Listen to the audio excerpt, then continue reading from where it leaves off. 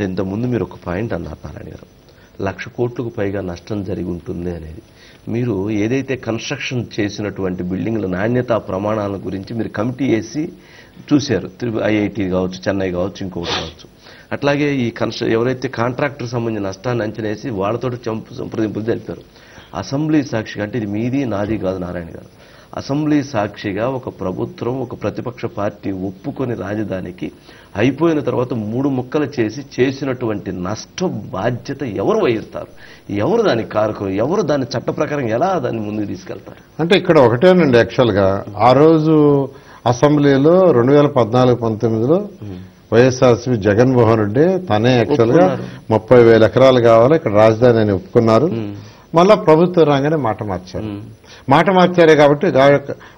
మార్చాడు కాబట్టే ప్రజలు అతన్ని మార్చేశారు. కరెక్ట్ సార్, ఆయన మార్చారు. మా డబ్బులు పోయినాయి సార్, మా సంపద పోయింది, దానికి ఎవరు బాధ్యులు? అందుకని యాక్చువల్గా ముఖ్యమంత్రి గారు రైతులు ఎంతో సఫర్ అయ్యారు.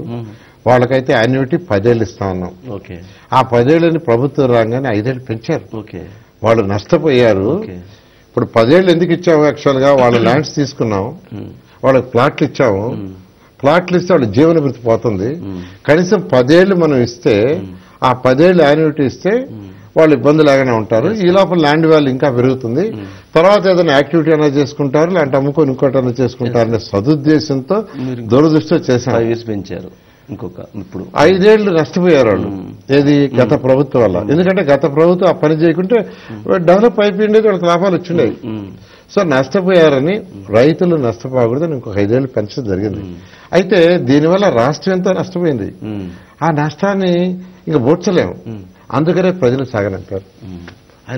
వాళ్ళు సాగనంపారు. ఓకే సార్, దీనికి సాగనంపడానికి 5 సంవత్సరాలు నష్టం అంటే అది మీరు అన్నారు. ఇప్పుడు జనరేట్ చేస్తున్నాం, మళ్ళీ కష్టపడుతున్నాం, మళ్ళీ తీసుకొస్తున్నాం అంటున్నారు. మళ్ళీ రీస్టార్ట్, పునఃప్రారంభం మళ్ళీ మోదీ గారిని తీసుకొస్తున్నారు.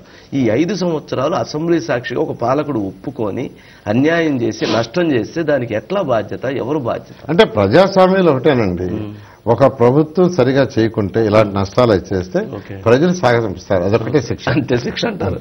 అయితే ఇక్కడే మీరు చెప్తున్నటువంటి, అంటే ఇప్పుడు నరేంద్ర మోదీ గారు వస్తున్నారండి, నరేంద్ర మోదీ గారు వచ్చి మళ్ళీ రీస్టార్ట్ చేస్తారు, మళ్ళీ మీరు ప్రణాళికలు చేసుకొని తీసుకెళ్తారు. ఇప్పుడు రైతాంగం అడిగినటువంటిది మొన్న మిమ్మల్ని కూడా అడిగినట్లున్నారు ముఖ్యమంత్రి గారి సమక్షంలోనే, మాకు పార్లమెంట్లో చట్టం చేయాలి, గెజిట్ చేయాలని. ఏంటి అది సాధ్యం అవుతుందా?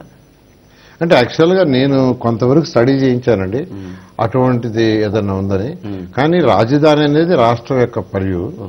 అయితే ఇలాంటివి జరగకుండా రేపు ఉదయం ఒక 80,000 కోట్లు పెట్టి డెవలప్ చేసి అంత అయిన తర్వాత ఇక్కడ రాజధాని కాదంటే ప్రజలు నష్టపోతారు. అందుకని మన రైతులను పిలిస్తే వాళ్ళందరూ ఒక రిక్వెస్ట్ చేస్తారు, సార్ ప్రధానమంత్రి గారితో మాట్లాడి మీరు పార్లమెంట్లో బిల్ పెట్టి దీన్ని శాశ్వత రాజధానిగా చేయించండి అడిగారు. దానికి ముఖ్యమంత్రి గారు ఏంటంటే ఈ ప్రోగ్రాం అవగానే ప్రధానమంత్రి గారితో మాట్లాడి లీగల్ గా మాట్లాడి నేను సాధ్యాలు పరిగణించి వీలైనంత వరకు పాజిటివ్ గా దాన్ని చేయించడానికి ప్రయత్నిస్తానని వాళ్ళందరికీ హామీ ఇవ్వడం జరిగింది.